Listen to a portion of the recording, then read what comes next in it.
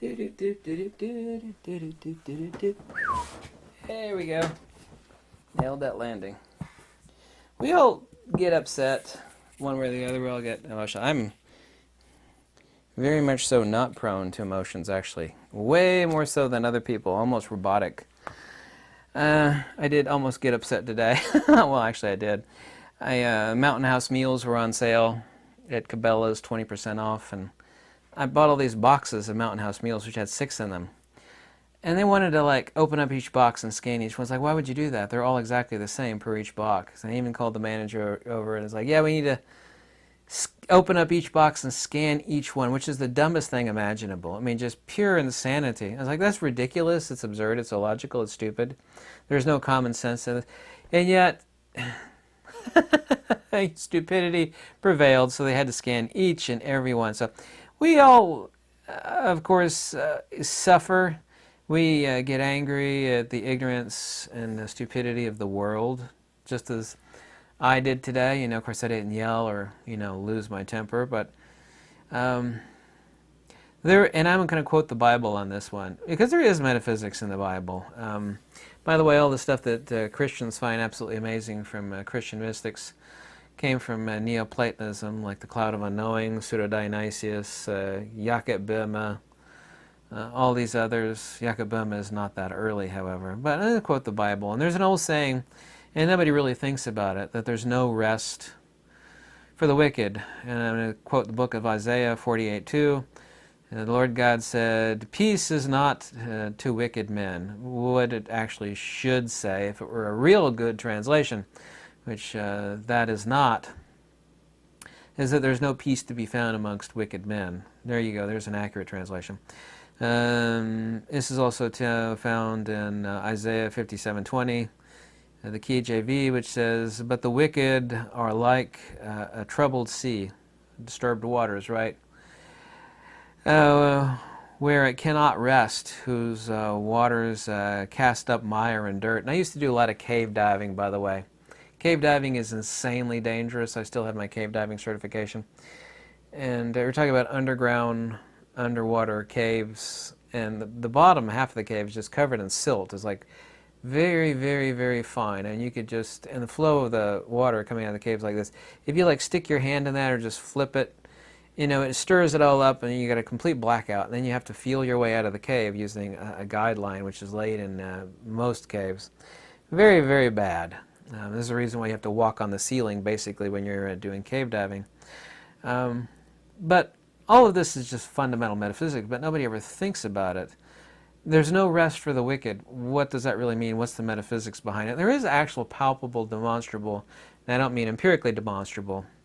It's ontologically demonstrable, and it's certainly so demonstrable through retroductive analysis. But first let's state that, and this is undeniable, that everybody seeks rest, because rest is peace. When you're resting, you're like after a hard day work. Yeah, but that's a existential type of rest. But everybody seeks fundamental rest.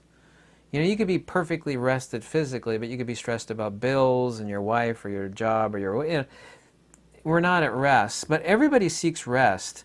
To never have rest is to always have a hell. I don't care why you define hell. I couldn't care less about people's belief systems. I don't care about religion. I don't want to ever discuss religion, even though I just quoted a couple passages from the Bible. To never have rest, by definition, is to always have hell. Evil does stir up the world, whether that be demonstrably so yourself, and I don't mean necessarily empirically. However, the higher affects the lower.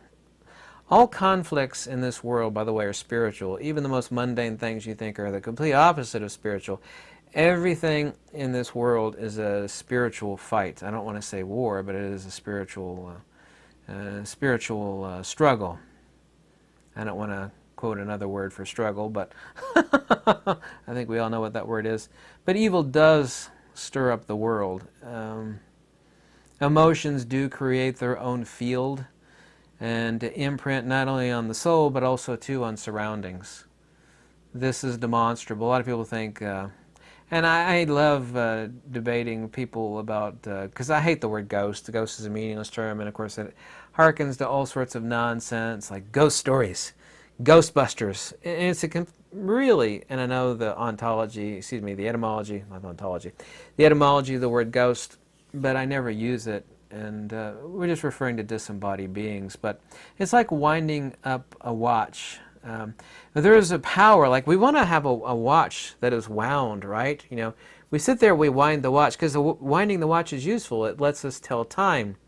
And this has power. And this is something that the movies actually got right. There's very few things that they do get right, because I really don't like movies. And I really don't like Star Wars. For example, they're talking about the power of the dark side. Let's just use that analogy, because people really understand that analogy.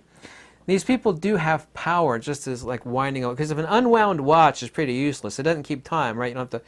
People today don't wind their watch anymore. You used to have to wind a frigging watch.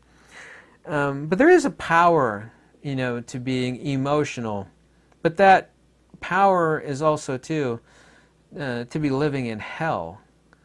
Not only in a temporal hell, but an ontological hell, which has nothing to do whether you're alive or not.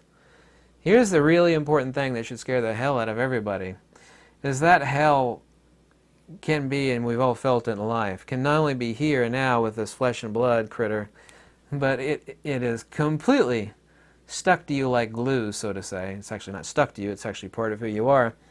You know, after disembodiment, people say, where do we go when we die? It's like, what makes you think you are that which dies, which of course is completely ridiculous. I mean, where does the signal go when they smash the radio? There's no signal in the radio, but that's not a denial of the signal. There's no soul in the body, but that's also, too, not a denial of the soul. So, and I quoted those two biblical passages because they're metaphysically accurate, and it's an ancient primordial principle of monistic monism, which you can find stuff like that in the Bible. So there's nothing that I have one way or the other in quoting the Bible on that, is that, and I really have to repeat it again, you know, to never have rest is to always have hell. Everybody with any drop of wisdom seeks to have rest. Wisdom is always the path to peace. When you have wisdom, you don't get perturbed by all the evils and sicknesses of this world.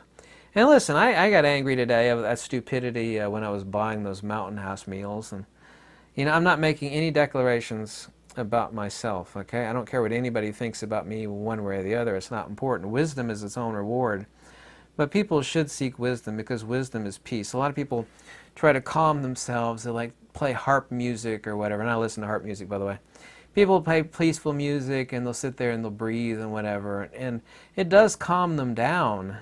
But there's only true calm through, by, and manifest by wisdom. And wisdom is no different than the self, by the way, in true metaphysics, which is self-proximity.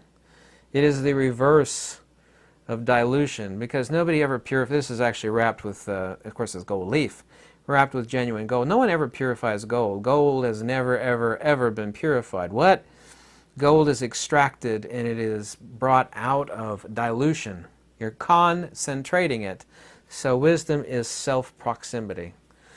His wisdom is self-proximity, and it is, that means ignorance and evil and hatred and all the emotions that wind the watch of life, is the opposite of what? What would be the opposite of self-proximity? It would be dilution. Dilution in worries and concerns and stress about this mirage world. Let me repeat again, this world is a mirage. It's a phantasm. It's a fart. It absolutely is a fart. Way stinkier than a real fart, too, because we all know how stinky life can be. Doesn't matter if you're the richest, because you see these people, they're uber rich. You know, they can see their skin fading, they get facelifts, and they end up getting so many facelifts they look like an alien. And, you know, they're worried about their money, and instead of owning their possessions own them. You know what I'm saying? People are so worried about their possessions, they don't actually own their possessions anymore. The possessions own them. They're literally under the dominion of their possessions. And this is what happens to evil people. These are the emotions and the ties that bind, as the old passage goes. This is the reason why disembodied beings, I hate the word ghosts, because people are so ignorant. What do you mean ghosts? I believe in ghosts. I don't care what you believe in. I always love talking to people. Say, you don't believe in ghosts? That's right, I don't believe in ghosts. I don't believe in it. Well, who cares what you believe in? Do you believe there's a signal? Like when you turn on your radios, there's a signal. Of course there is. Everybody knows that. So when you tune to 99.9, Rock FM or whatever, you're listening to a signal, which is a broadcast. Yeah, that's right. So when you smash the radio, is the signal still present? It's not present here. You can't feel it. Well, of course it is. So there's still a signal once the radio is smashed. But you don't actually believe in disembodied beings. That is stupid, illogical, unintelligent, and you have not thought much in life, which most people don't. Oh, well, that makes sense. Getting back to the topic, though, I always love it when people say, I believe in ghosts. I don't care what you believe in. Could care less. Let's just call them disembodied beings. Well, that's different. It's like, no, it's different. Not different at all. A ghost is a disembodied being. Anyway, everybody does get angry at the ignorance and stupidity of this world, just as I did today. But hatred is its own power, just like winding the watch. You're actually expelling energy to keep the watch wound. But it's a power that is always self-destructive by design. And it follows you, it doesn't follow you, it's actually who you are fundamentally at your absolute spiritual substratum. Yeah, spiritual substratum. Who you are, whether you're alive or immediately after the body kicks it, which is no different than the radio breaking. It is inescapable because it is that which you truly are. You don't want that because you don't want that disturbance, because that is the definition of hell, because to never have rest is to always have hell. You want to know the definition of one definition of hell? Imagine like the worst part of the most horrible record you've ever listened to. You ever heard of a record skipping? A lot of young people probably never heard of records. It's like, it just keeps skipping over and over and over again. You ever heard a record skipping over the same 5 seconds? Like there's a wave in the record of like it could be a song like, and happy days, and happy days, and happy days, and that's what happens at the point of departure between, the spirit and the body. The emotions have created a nice skipping record. It'll keep skipping and skipping. 100 years, 200 years. It depends on how deep and profound the energy is. It'll just keep skipping. You couldn't stand listening to that for 5 seconds. Imagine doing that for 500 years. You want to know the definition of hell? That is the definition of hell. So, these emotions do create their own field, and they do imprint on the soul. There's metaphysical and retroductive undeniability about this fact. And so when we stir that up, we're winding the watch of our soul, and it's not the good kind of winding. But it is a power that people feed on. It's like, I like to wind my watch, because when I wind my watch, it tells the correct time. It's like, yes, it does, but you're sitting there perpetually expending energy, winding the watch, and you're living in a type of hell. And when people dredge up these emotions, they're literally, winding up. By the way, the true word for nirvana is nisbandha, which means unwound. It's really like the watch whose mainspring has popped. You can't wind it anymore. You're completely at rest. Because a wound, and I can't keep using that analogy, like the mainspring of a watch, which is a coiled spring, you keep winding it, which adds tension. Yeah? And that tension is its own vortex of hell. What you're doing is you're creating your own little vortex. When people actually create hatred, people seethe in hatred their whole life over. Like, see, and I know some people like that. You know them, and I know them. Like something bad happened. It might not even been that bad, but they will seethe and burn. They will burn. It's just like winding their watch of their soul so tight. And it's not like, which could be something horrific, like someone horrifically injured somebody, for example, like in the worst possible way that I can't even speak about. 9 times out of 10, the people that I know that are just like seething with this, is nothing even close to that horrible happened to them. Just like something that really pissed them off, but not like tragically, their house burned down or somebody, did something heinously horrible to them, but they're seething. And it's demonstrable. It's not some sort of existential thing only. Obviously, the higher affects the lower. It will affect you physically, but it absolutely, 100% undeniably follows you not as a separate thing. It is that which you truly are. It follows you, in a colloquial way of saying, after passing of the physical body. And this is hell. It's like the record skipping over and over and over and over and over and over and over again. Saying that's hell. To never have rest is to always have hell. So we all need to, understand what hatred is, because it's its own power. And it's just like the Star Wars things, like feel the dark side, you can feel the power. It's like, yeah, it is a power, but it's the power you don't want. It's like fire is a power. It's like fire.